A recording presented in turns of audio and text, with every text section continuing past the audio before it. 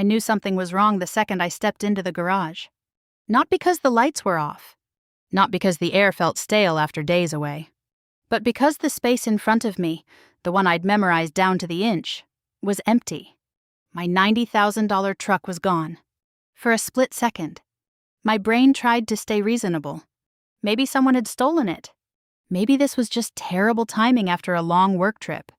I dropped my overnight bag onto the concrete and stepped farther inside, my pulse already starting to climb. Then I noticed something that made my stomach twist tight. There were no broken locks, no shattered glass, no splintered wood around the side door. Everything was intact, perfectly normal, as if nothing unusual had happened at all. And sitting neatly on the wall was the spare key hook. Empty. I didn't even have time to fully process what that meant before I heard my father's voice behind me. Casual, calm, almost cheerful. "Oh, that," he said. I gave it to Ethan. "He needed it more than you." That was the moment I realized this wasn't theft. This was betrayal. I turned slowly, hoping I had misheard him, hoping fatigue from travel had scrambled my brain. "You... what?" My voice came out low, tight, controlled. My father stood in the doorway leading from the kitchen, holding his usual morning coffee like nothing in the world had shifted. He didn't look nervous. He didn't look guilty. He looked satisfied, like he had solved a small problem and expected praise for it. "I gave your truck to your brother," he repeated, taking a slow sip. He needed something reliable. "You've been gone all week anyway." Gone all week. Like that justified anything. I stared past him into the empty space where my truck should have been, where it had always been, the dark outline of it practically burned into my memory. The concrete floor still showed faint tire marks, pale shadows where the rubber had rested. That truck wasn't just transportation. I had saved for years to buy it. Worked overtime? Passed on vacations? Said no to things other people my age never thought twice about. Every modification, every upgrade, every tool inside it had been chosen carefully.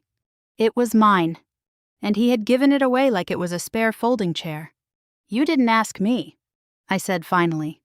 My father shrugged like that detail barely mattered. "You would have said no," he replied simply. There it was. The logic that had followed me my entire life. If Ethan wanted something, he got it. If I worked hard and earned something, it somehow became negotiable. "Where is he?" I asked. "Out running errands." My father said, "He had a job interview this morning. Needed something that didn't look like it would break down halfway there." I felt something cold slide into my chest. Not anger yet. Not panic, something sharper than both. "You gave him my truck," I repeated. Slower this time. Without asking. Without telling me. He set his coffee mug down on the kitchen counter and crossed his arms. "You're overreacting," he said. "It's just a truck. Family helps family." That sentence hit harder than anything else he had said. Family helps family. Except somehow that rule only worked one direction. My phone buzzed in my hand. I looked down. A text message from Ethan. "Relax. Dad said I could use it. You're not even home half the time." Underneath the message was a photo. My truck, sitting at a gas station somewhere I didn't recognize. The angle was sloppy, taken from inside the cab, the dashboard, the steering wheel, the custom trim I had installed last year, all of it staring back at me like proof that this was really happening. I zoomed in without thinking. The fuel gauge. Half full. Exactly where I'd left it before my trip. I lowered the phone slowly and looked back toward my father. "You took the spare key," I said. He didn't deny it. "Of course I did," he replied. What else was I supposed to do? What else was he supposed to do? Like giving away someone else's property was the obvious solution. Something shifted inside me then. Not loud, not explosive. Quiet and dangerous. The kind of shift that happens when a line finally gets crossed after years of being redrawn.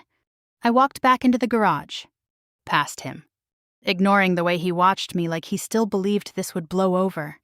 The emptiness in that space felt louder now. like the absence itself was speaking. That was when the second realization hit me, the one that made my pulse spike harder than before. The truck wasn't empty. Not even close. Inside that truck were locked storage cases.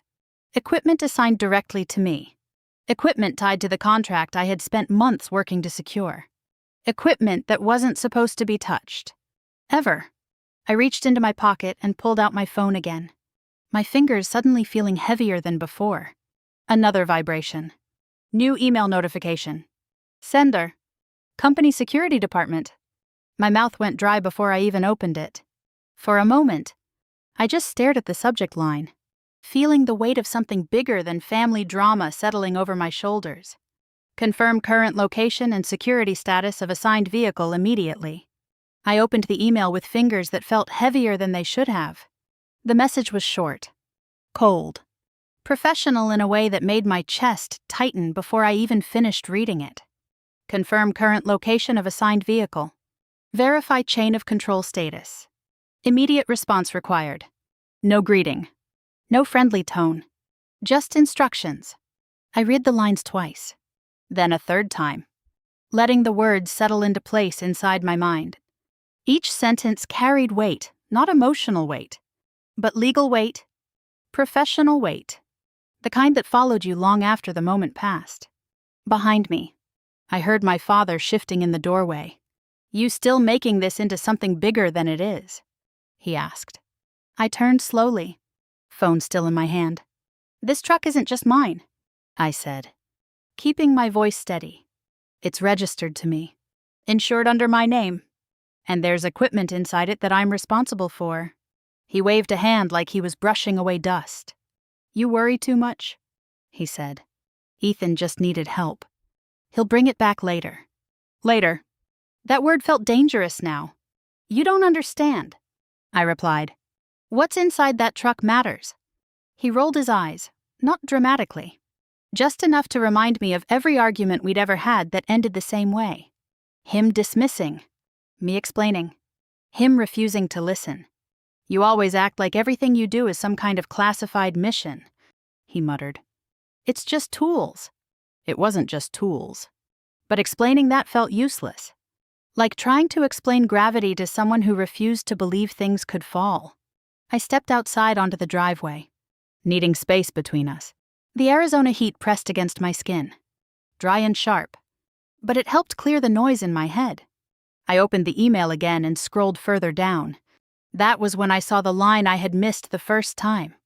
Failure to maintain authorized chain of control may result in contract review. Contract review. Not warning. Not suggestion. Risk. A tight knot formed in the center of my chest. I leaned against the side of the house and closed my eyes for a second, letting memory slide forward whether I wanted it to or not. Weeks earlier, I had been sitting across from my supervisor in a quiet office, signing paperwork under bright fluorescent lights. He had pointed to a specific paragraph, bold text. Impossible to ignore. You are personally responsible for this vehicle and its contents. He had said, no unauthorized access. No transfers. No exceptions. I had nodded then, confident, prepared, certain I understood the responsibility. Now that responsibility felt like a weight pressing down on my shoulders. My phone buzzed again. Another message. From Ethan. Heading out of town. Got a meeting in Phoenix. Relax, I'll bring it back later. Phoenix. That word landed like a hammer. I hit the call button immediately. It rang twice before he answered. What? He said, sounding distracted. Wind noise filled the background. A steady hum followed, unmistakable. He was driving. Where exactly are you? I asked. On the road, he replied casually. Relax. Vanessa. I told you, I'm using it for something important. How far are you? There was a pause, then a laugh. You always this dramatic. My grip tightened around the phone. How far? I repeated. Outside the city, he said finally. Heading toward Phoenix. My stomach dropped. That meant distance, speed, exposure. Turn around, I said. He scoffed. For what? Turn around now, I repeated. More firmly this time. Bring the truck back immediately. Silence stretched for a moment. Then he laughed again, softer this time, but still dismissive. You're overreacting, he said. Dad said I could use it, Dad said. That familiar shield again. Permission granted by someone who didn't own what he was giving away. I ended the call before my frustration could spill into words I couldn't take back. Instead, I opened another application on my phone, one I rarely used unless absolutely necessary. Vehicle tracking. The loading circle spun slowly across the screen, dragging my patience with it. Come on. Come on. The map finally appeared. For a second, I didn't see anything. Then the signal blinked into existence. A small blue dot. Moving. My truck. My responsibility. My problem. I zoomed in, watching the route line stretch forward like a warning. The dot crawled across the screen, inching farther away from the house. Farther from control. Not parked. Not stopped. Moving steadily toward the highway. A cold wave passed through me. He had no idea what he was carrying. None. My phone buzzed again. Another notification. Company security. Unauthorized movement detected. Confirm authorization immediately. I stared at the words, my pulse pounding louder in my ears. Unauthorized movement. They could already see it. Already tracking. Already watching. Behind me. I heard the screen door slide open again. My father stepped outside. What now? He asked. I didn't turn around. He's heading toward Phoenix, I said quietly. So, he replied. So the company knows, I answered. They're tracking it. That got his attention. I heard his footsteps slow. What do you mean tracking? He asked. I turned then, holding up my phone so he could see the moving dot. They assigned that truck to me, I said. They know exactly where it is. For the first time since this started, uncertainty crossed his face. You're making this sound worse than it is, he muttered. But his voice didn't sound as confident now. Not steady. Not certain. My phone buzzed again. Another call from Ethan. I answered immediately. What now? He snapped. Pull over, I said. No, pull over, I repeated. Sharper this time. Right now, he sighed loudly. You're unbelievable, he muttered. Then, after a short pause, he added casually, relax. I'm already halfway to Phoenix. Halfway. The words echoed in my head like a countdown. I ended the call without responding. Then I looked back down at the moving dot again. Still heading forward. Still increasing distance. Still out of control. Another vibration. Another notification from company security. Confirm authorization status. Unauthorized movement detected. I stood there in the heat, staring at the screen, feeling the pressure from two worlds closing in at the same time. Family behind me. Responsibility ahead of me. And somewhere on a stretch of highway, my truck, carrying equipment that wasn't supposed to be touched, was moving farther away with every passing second. I stood in the garage again, staring at the glowing screen in my hand as the small blue dot kept moving. Each second it crawled forward felt heavier than the last. The garage smelled faintly of oil and dust, familiar scents that normally made me feel grounded. Today, they made me feel trapped. The dot moved steadily across the map, toward the highway, toward distance I couldn't control. Behind me, I heard footsteps. My father, "What are you doing now?" he asked, his voice sharp with suspicion. "I'm tracking my truck," I replied without looking up. Silence followed, thick and uncomfortable. "You better not call the police over something like this," he said finally. That sentence hung in the air between us. Not concern. Not fear. A warning. I turned slowly to face him. "What would you have me do?" I asked calmly. "Wait," he snapped. "Talk to your brother. Handle it like family." Like family? That phrase echoed in my mind like an old script I'd memorized years ago. The same words used whenever I was expected to bend. To tolerate. To give. My phone buzzed again. Another message from company security. Unauthorized movement flagged. Immediate clarification required. I stepped outside again, needing distance from him, from the house, from everything pressing in around me. The heat hit my face, dry and unforgiving. I leaned against the wall and stared at the message. Immediate clarification. Not optional. Not flexible. Immediate. A memory surfaced without warning. Weeks earlier, I had sat across from my supervisor in a quiet office, signing the contract that placed this responsibility squarely on my shoulders. "You are personally responsible," he had said, tapping the paper with a pen. "If anything happens, it comes back to you." I had signed my name without hesitation. Back then, responsibility felt like pride. Now it felt like risk. My phone buzzed again. This time it wasn't a message. It was a call. "Ethan." I answered immediately. "What now?" he said, irritation thick in his voice. "Where exactly are you?" I asked. "Still driving," he replied. "Why?" "Pull over," I said. There was a pause, then a scoff. "For what?" "Pull over now," I repeated, forcing my voice to stay steady. "You're being ridiculous," he said. "I've got places to be." Whine noise filled the line again. Engine hum. Tires against asphalt. He was moving fast. Too fast?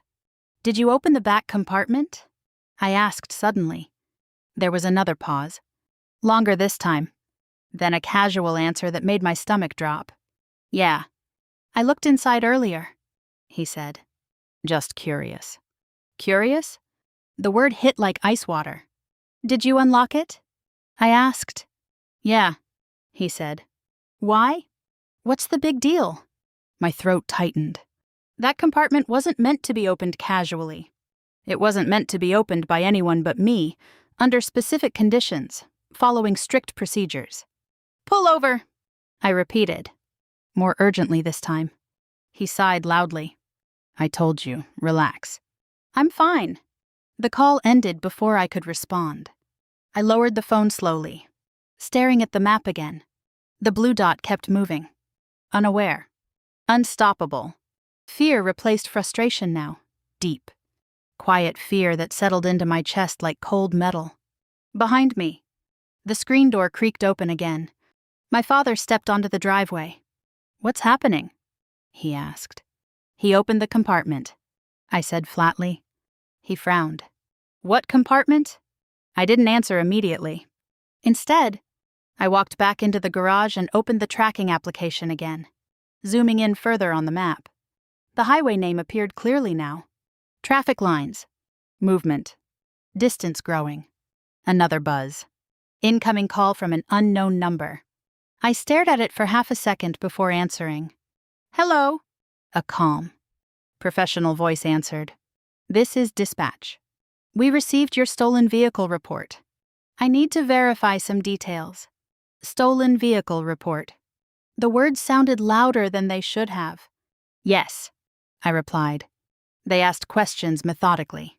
Vehicle description. License plate. Last confirmed location. Ownership verification. I answered each one carefully. Clearly, like I was filling out an official form.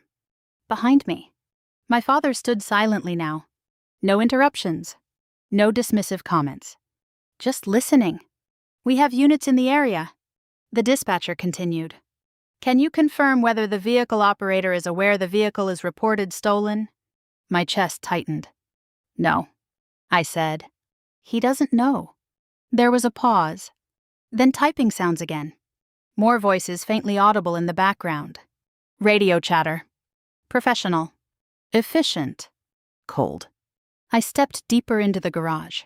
Away from my father. Needing space to focus. The dispatcher spoke again. "We have visual confirmation of your vehicle on the highway." They said. My pulse jumped. Visual confirmation. Real. Not hypothetical. Not distant. Real. Behind me. My father shifted. "What did they say?" he asked quietly. I didn't answer him. I kept listening. Officers were preparing to move into position. Preparing to initiate a stop. Those words settled heavily into my mind. Initiate a stop. This was happening. Not later. Not someday. Now? I stared down at the moving blue dot on my phone as the dispatcher continued speaking, outlining procedures, explaining next steps. Everything felt slow, heavy, unavoidable. Then the dispatcher said the words that made my chest tighten completely. We have visual confirmation of your vehicle. They repeated. Officers are preparing to initiate a stop. I lowered the phone slightly, staring at the glowing map as the blue dot kept moving, unaware that within seconds, everything was about to change. I stayed perfectly still in the garage, phone pressed tight against my ear as the dispatcher continued speaking in that calm, steady voice. Every word sounded controlled, measured, like this was just another routine moment in their day. For me, it felt like standing at the edge of something irreversible. We are positioning units now, the dispatcher said. Please remain available. Remain available. I nodded automatically, even though they couldn't see me. Okay, I whispered. Behind me. I could feel my father watching. Not speaking. Not interrupting. Just standing there. The confidence he'd carried earlier drained from his posture. I looked back down at my phone. The blue dot kept moving. Steady. Unaware. My truck. My responsibility. My problem. I tried not to imagine what was happening miles away. But the images came anyway. A long stretch of Arizona highway. Sun beating down on asphalt. Cars rushing past. My truck weaving into traffic like it belonged there. Except now it didn't. Units are approaching from the rear, the dispatcher said. My throat tightened. Rear. That meant Ethan would see them soon. My father stepped closer. What are they doing? He asked quietly. They're moving in, I said. His breath caught slightly. For the first time, I saw uncertainty in his face, real uncertainty. Not irritation. Not dismissal. My phone buzzed sharply. Incoming call. Ethan. I answered immediately. What did you do? He demanded. His voice loud and edged with anger. In the background, I heard something new. Sirens. Faint at first. Then growing louder. I told you to pull over, I said. There are police behind me, he snapped. The words hit like a punch. They're telling me to slow down, he added. His voice shifting, irritation melting into confusion. My chest tightened. Do what they say, I replied. His breathing grew louder on the line. What is going on? He demanded. Why are they behind me? I didn't answer. Not yet. Because the truth would hit harder than anything else. Through the phone, I heard the wail of sirens clearly now, sharp. Commanding. Impossible to ignore. Then another sound. A voice. Loud. Firm. Filtered through distance and wind. Driver, reduce speed and pull over. Ethan swore under his breath. This is insane, he muttered. I held the phone tighter, pressing it against my ear as if that would somehow give me control over what was unfolding miles away. Just listen to them, I said again. Traffic noise filled the background, horns, engines, movement. Then the sound shifted, slowing, the deep rumble of the engine lowering in pitch. He was pulling over. In the garage. My father leaned against the wall, his hand gripping the edge of the workbench. What's happening? He whispered. They're pulling him over, I said quietly. My voice sounded distant, like it belonged to someone else. On the phone. Ethan's breathing turned uneven. They've got lights everywhere, he said. There's more than one car. Multiple patrol units. That detail sent a sharp chill through me. This wasn't casual. This wasn't routine. Put the phone down. I heard an officer shout in the background. Another voice followed. Driver, step out of the vehicle. Ethan's voice dropped. They're telling me to get out, he said. Do exactly what they say. I repeated. Silence followed, heavy and tense, broken only by the distant sounds of movement. Doors opening. Footsteps crunching against gravel. Then Ethan spoke again. his voice tight with something I had never heard from him before. "Fear. They've got their guns out," he whispered. The words froze the air around me. For a moment, I couldn't breathe. I pulled the phone slightly away from my ear and turned toward my father. "They have weapons drawn," I said. His face drained of color. "This isn't how it was supposed to happen," he muttered. "Not supposed to happen." That phrase echoed in my mind. On the phone, more voices filled the background. Sharp commands. Controlled instructions.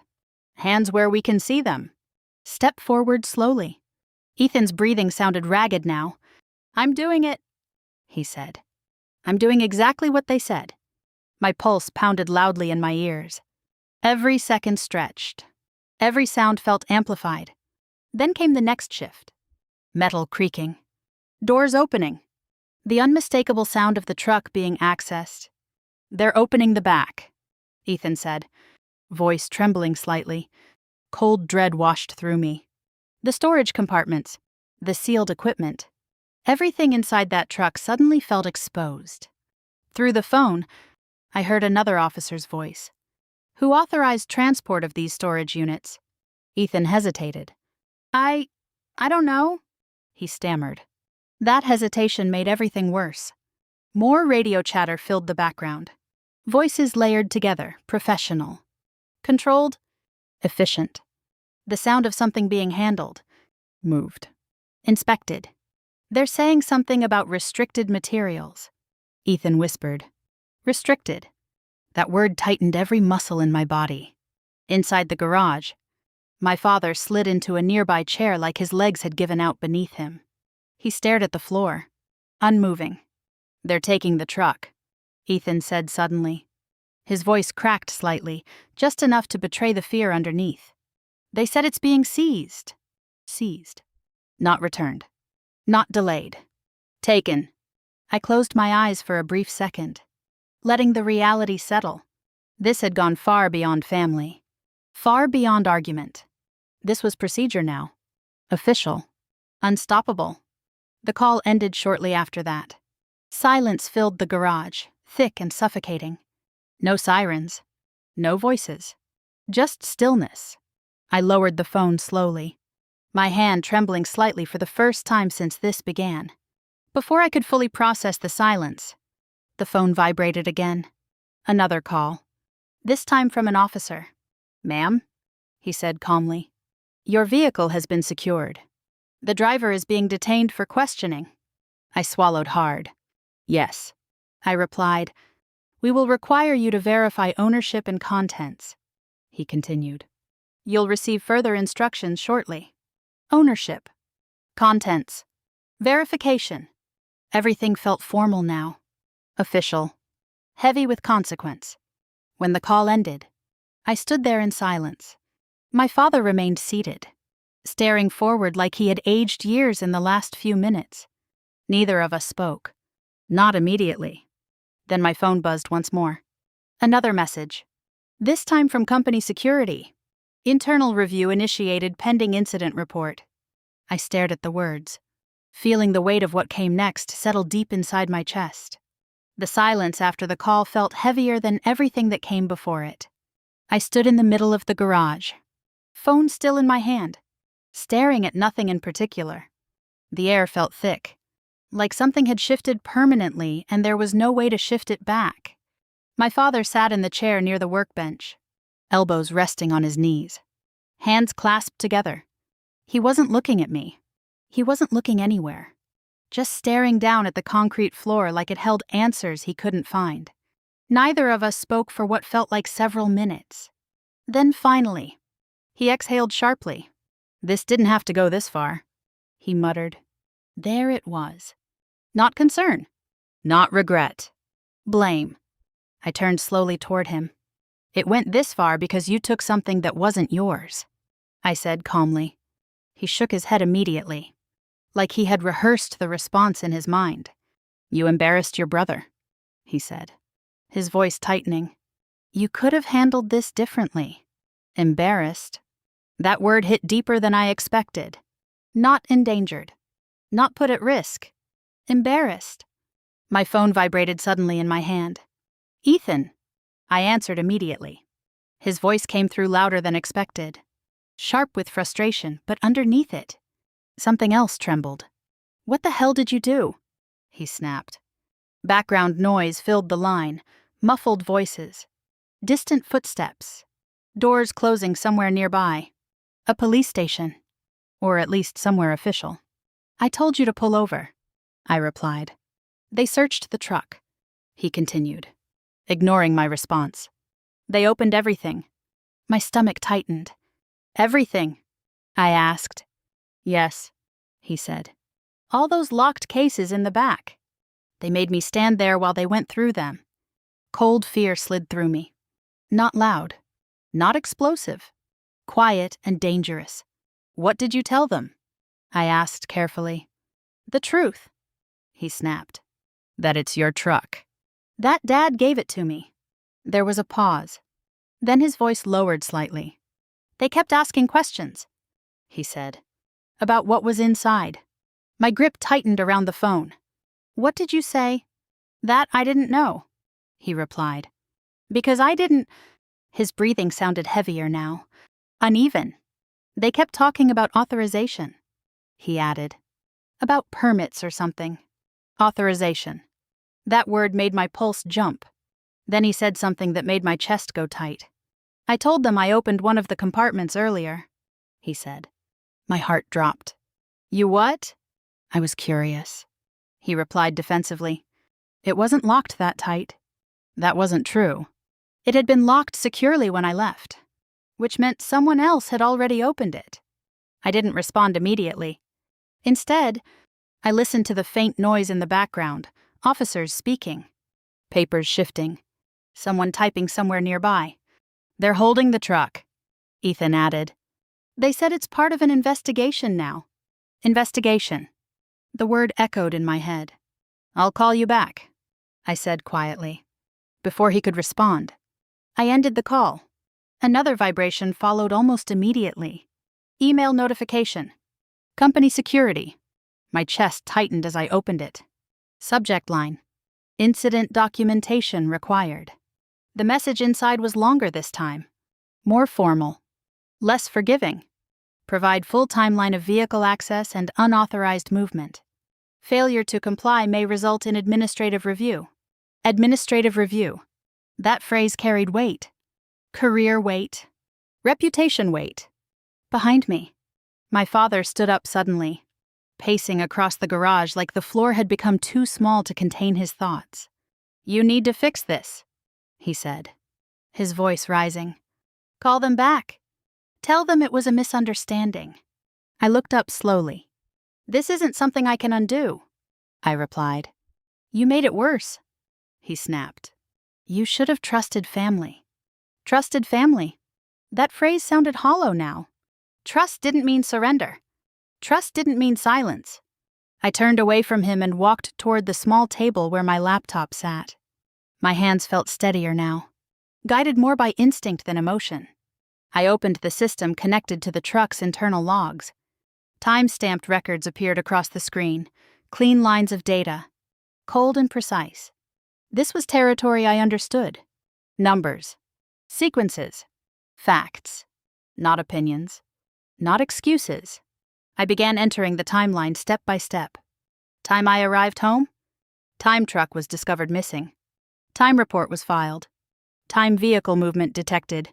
Each entry grounded me further, focused me, until something caught my attention. A timestamp. Earlier than Ethan's claim. Much earlier. I leaned closer to the screen, scrolled back, checked again. There it was. A record showing the rear storage compartment had been accessed hours before Ethan even left the house. My pulse slowed. Not from calm. From realization. That didn't make sense. Ethan had admitted opening it earlier, but his timeline didn't match this. Which meant one thing. Someone else had accessed the compartment first. I sat back slowly, my mind replaying the morning in fragments. Coffee brewing. Footsteps. The faint sound of the garage door opening. A metallic click I had ignored at the time. Behind me. My father stopped pacing. Are you going to fix this or not? He asked impatiently. I didn't answer. Instead, I stared at the timestamp again, confirmed the time, matched it against my own memory. The truck had still been in the garage then. Ethan hadn't arrived yet. No one else had been in the house. Except one person. My father. My phone buzzed again. Ethan calling. I answered cautiously. They're still holding the truck, he said. His voice more controlled now, less angry, more uncertain. They're asking more questions. My attention split between the call and the glowing numbers on my laptop. What kind of questions? I asked. About access, he replied. About whether anyone touched the compartments before I got it. My throat tightened. Before I got it. Those words echoed sharply. Behind me. My father shifted his weight. Restless. Waiting. Watching. Trying to pretend he didn't already know what I was seeing. I ended the call without another word. Then I zoomed in on the timestamp one more time. Clear. Precise. Undeniable. The compartment had been opened at a time when only one person had access to the garage. I slowly turned my head toward my father. And in that moment, one truth settled heavily into place. The first breach hadn't happened on the highway. It had happened inside my own garage. And the only person who could have done it was him. I stared at the glowing timestamp on my screen until the numbers stopped looking like data and started looking like evidence. My fingers hovered above the keyboard, unmoving. I refreshed the log again, watching the system reload with mechanical patience that felt almost cruel. Same entry, same time. No glitch, no error. The compartment had been opened while the truck was still sitting in this garage, hours before Ethan even touched the keys. I leaned back slowly in the chair, my pulse strangely steady now. Not racing, not panicking, settling, like something inside me had already accepted what the truth would be, even before I fully faced it. Behind me, I heard my father shift his weight. You found something? He asked cautiously. I didn't answer right away. Instead, I began reconstructing the morning in my mind, piece by piece. Every movement, every sound, every small moment I hadn't thought twice about at the time. Coffee brewing, my suitcase by the door, the faint hum of the garage door opening, a metallic click, then silence. I closed my eyes briefly, letting memory sharpen itself. I remembered hearing footsteps, slow, deliberate, moving through the garage while I was upstairs packing the last of my things. At the time, it hadn't meant anything. Now it meant everything. I opened another set of logs, deeper system records tied to the internal locks of the storage units. The loading wheel spun slowly, stretching time into something unbearable. Come on. The screen refreshed. New data appeared. Detailed entries this time. Full unlock sequence. Manual override. Not digital. Not accidental. Forced. My chest tightened. Manual override required tools. Physical contact.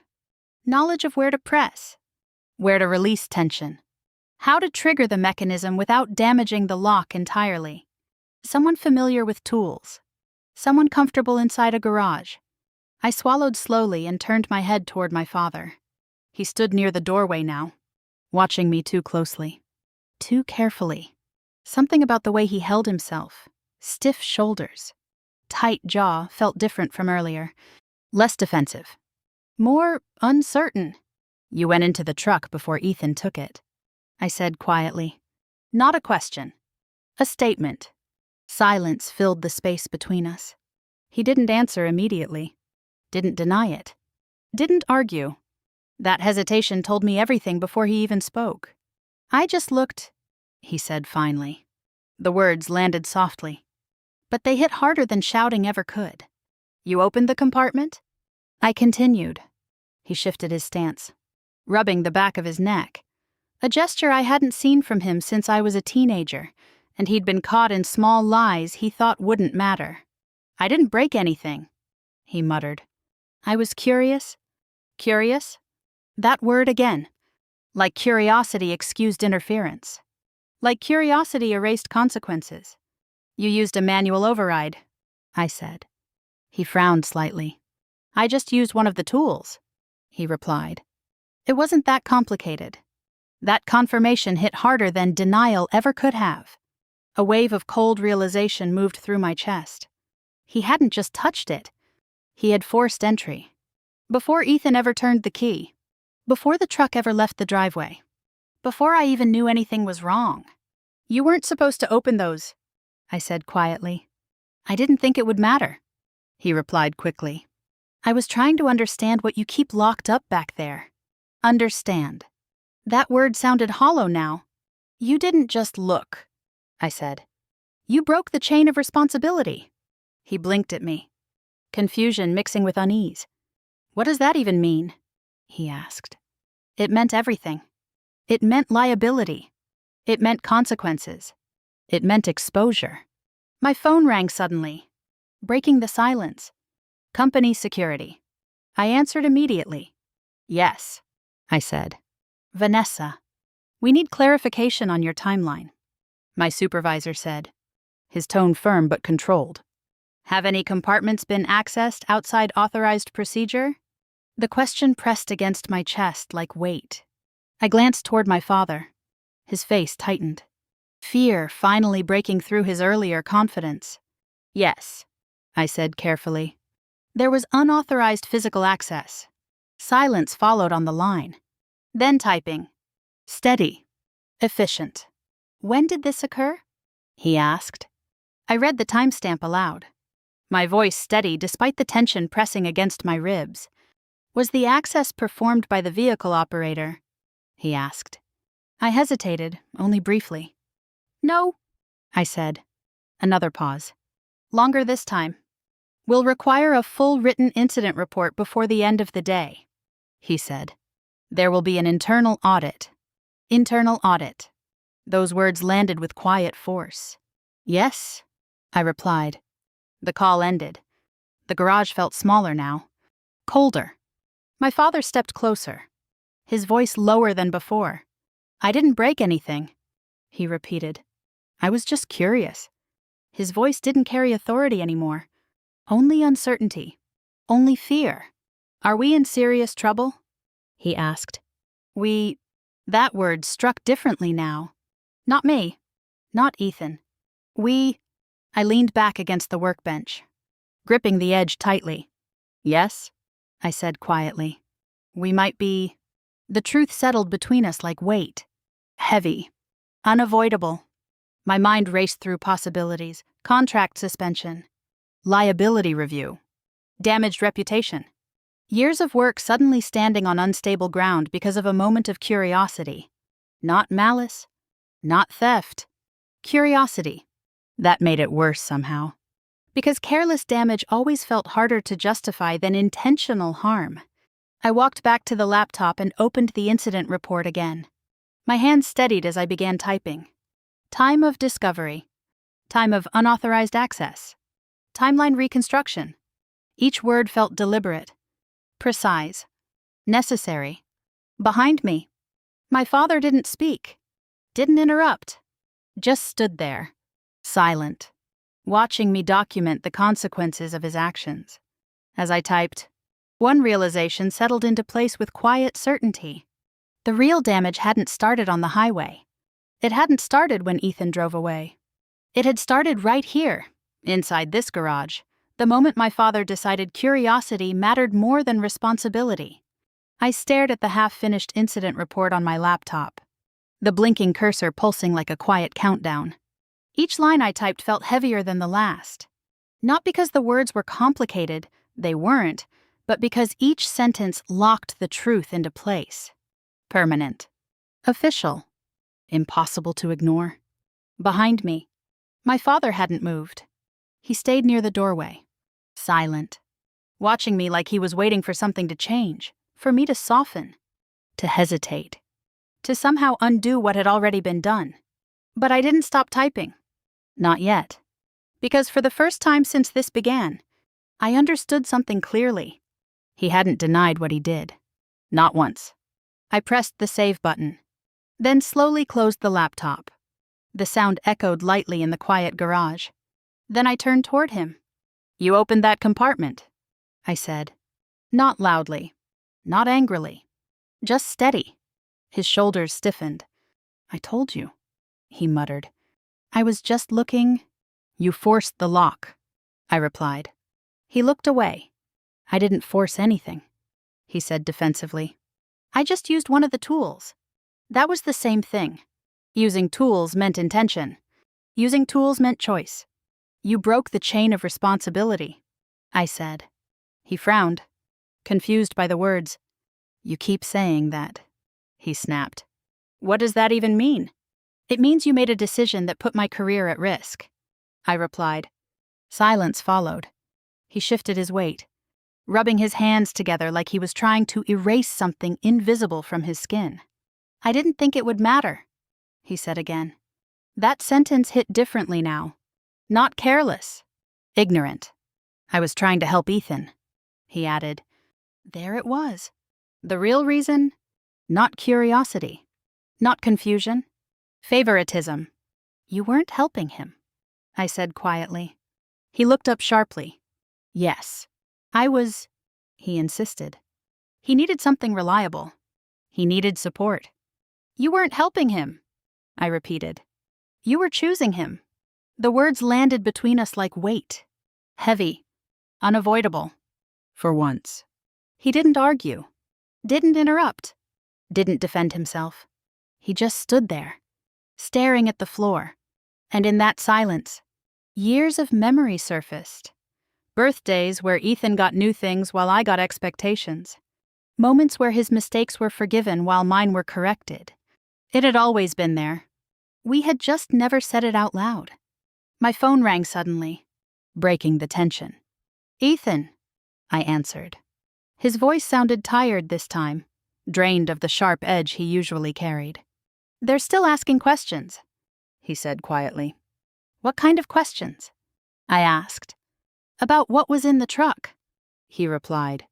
"About who accessed it before I got it." I glanced toward my father. His face tightened. "They think something happened before I drove it," Ethan added. That silence stretched between us again, this time filled with something different. Realization. "You didn't open it first," I said carefully. "What?" Ethan asked. "The compartment." I continued. "You weren't the first one to open it." There was a pause. Long. Then his voice lowered. "Who was?" he asked. I didn't answer immediately. Instead, I looked directly at my father.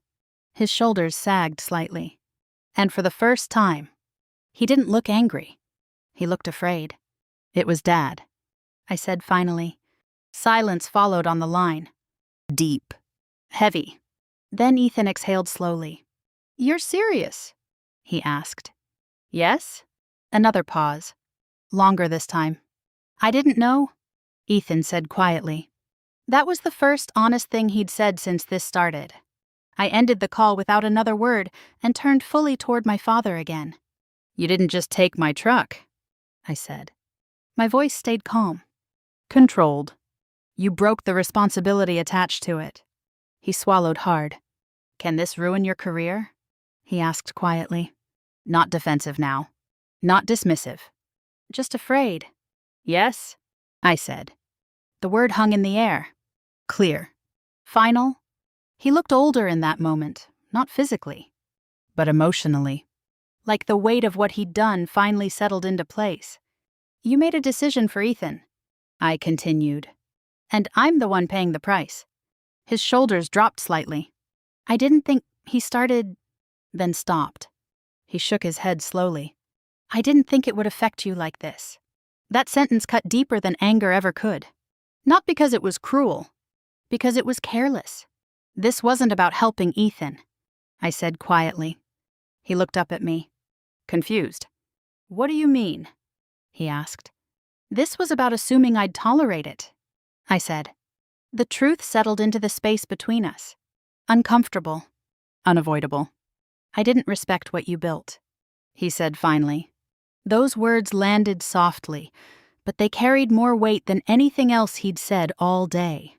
For a moment, Neither of us spoke. Then I straightened my shoulders. "No more spare keys," I said. His eyes lifted toward mine. "No more access." I continued. "No more decisions about my property." My voice didn't shake, didn't rise, didn't plead. It simply settled. Firm. Final. He nodded slowly. Not arguing. Not negotiating. Just accepting. My phone buzzed again. "Company security," I answered. "Vanessa. We're proceeding with inspection review," my supervisor said. "Liability is still under evaluation." "Yes," I replied calmly. I answered their questions with careful precision, my voice steady and professional. Behind me, my father listened to every word, every consequence, every possibility. When the call ended, a new message appeared. From Ethan. I opened it slowly. I didn't know Dad touched it. "Are you going to report him too?" I stared at the screen for several seconds. That question carried more weight than any of the others. Report him. Punish him. Expose him. I didn't answer immediately. Instead, I sat back down at the workbench and reopened my laptop. The report still glowed on the screen. Unfinished but nearly complete. My fingers hovered above the keyboard again. Not shaking. Not uncertain. For the first time since this began, one realization settled into place with quiet clarity. This wasn't about punishment. It was about boundaries. The morning after felt quieter than I expected. Not peaceful. Not comfortable. Just quieter. Like the house itself understood that something permanent had shifted, and there was no going back to how things used to be. Sunlight slipped through the small garage window, cutting a sharp line across the empty concrete floor. I stood there holding a mug of coffee, staring at the space where my truck should have been. For the first time since all of this started, my thoughts weren't racing. They were steady, clear. I hadn't slept much, but the exhaustion felt different now, not panicked, not restless, just heavy with consequence. My phone rang suddenly, breaking the stillness. "Company security," I answered immediately. "Vanessa," my supervisor said, his voice calmer than it had been the night before. "We've completed the preliminary inspection of the vehicle and equipment." My grip tightened slightly around the mug. "And?" I asked. "There's no confirmed breach," he replied. "The seals show signs of tampering, but the equipment itself appears intact." Relief didn't hit all at once. It came slowly. Like tension draining from muscles I didn't realize I'd been clenching. "We'll continue reviewing the full timeline," he added. "But at this stage, your contract remains active."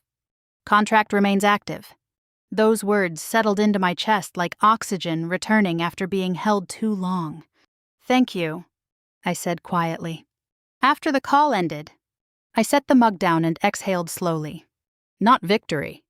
Not celebration. Relief.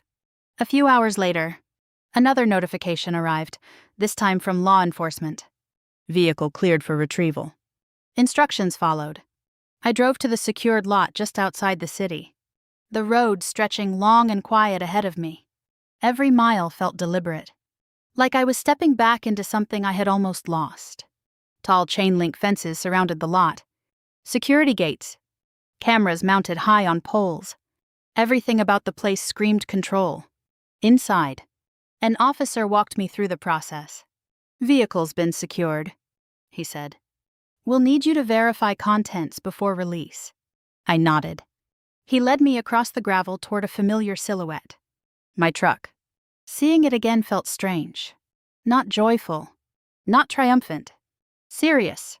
Like standing in front of something that had survived a storm but still carried the marks. I ran my hand along the side panel, feeling the familiar metal beneath my fingers. Solid. Real. Still mine. "Go ahead," the officer said. Stepping back, I unlocked the door slowly. The interior smelled the same. Leather. Metal. Faint traces of dust and heat. Nothing out of place at first glance. But when I opened the rear compartment, my chest tightened. One of the security seals showed clear signs of tampering. Not broken. Not destroyed. But disturbed. Proof. Physical proof of curiosity turning into consequence. I closed the compartment carefully and nodded to the officer. "Everything accounted for," I said. He completed the paperwork, handed me the release forms, and stepped aside. A few minutes later, I sat behind the wheel again. The engine turned over smoothly, familiar. Dependable, the sound vibrating through the cabin like reassurance. As I pulled out of the secured lot, the road opened ahead of me. For the first time in days, I felt something close to control. Not safety. Not comfort. Control. The drive home felt longer than usual. Not because of distance, but because of what waited at the end. When I pulled into the driveway, I saw my father standing near the front window, watching, waiting. He stepped outside as I turned off the engine. Neither of us spoke immediately. The silence wasn't tense this time, just heavy. Real. I didn't understand how serious this was, he said finally. His voice sounded older than usual. Not weak, just humbled. I should have asked, he added. No excuses. No defensiveness. Just acknowledgement. I stepped out of the truck and closed the door firmly. I'm not doing this to punish you, I said quietly. He nodded slowly. I know, he replied. Then he reached into his pocket and held something out toward me. The spare key, the one he had kept hidden, the one that had started everything. I took it without speaking. Its weight felt heavier than it should have. Not because of metal, because of meaning. I walked into the garage and opened the small toolbox drawer. One by one, I gathered every spare key I owned, placed them on the workbench. Old access, old assumptions, old permissions. Gone. Later that afternoon, I installed a new locking system on the garage door. Not out of anger, not out of revenge, out of clarity. Control didn't mean punishment. It meant prevention. My phone buzzed again as I finished tightening the last screw. A message from Ethan. I didn't know Dad opened it. I'm sorry this went so far. Short. Simple. Different from the careless tone he'd used before. I stared at the message for a moment before locking my phone and setting it aside. No dramatic response. No long speech. Just acknowledgement that something had changed. That evening, I submitted the final incident report. Every detail documented. Every timeline confirmed. A few minutes later, a confirmation email arrived. Case moved to closure phase. Professional responsibility maintained. I leaned back in the chair and exhaled slowly. The tension that had followed me for days finally loosened its grip. Not completely, but enough. Later, I sat alone inside the truck, hands resting lightly on the steering wheel. The garage door lowered slowly behind me, sealing the space again. Safe. Controlled. Protected. For a long moment, I simply sat there, listening to the quiet hum of the cooling engine. And that was when the final truth settled into place. Getting the truck back wasn't the real victory. Setting boundaries was. Protecting what I built was. Respecting my own work, even when family didn't, was. Family doesn't mean surrender. It means responsibility. Mutual respect. Clear lines that no one crosses without permission. If there's one thing this experience taught me, it's that sometimes the hardest battles aren't fought against strangers. They're fought inside your own home.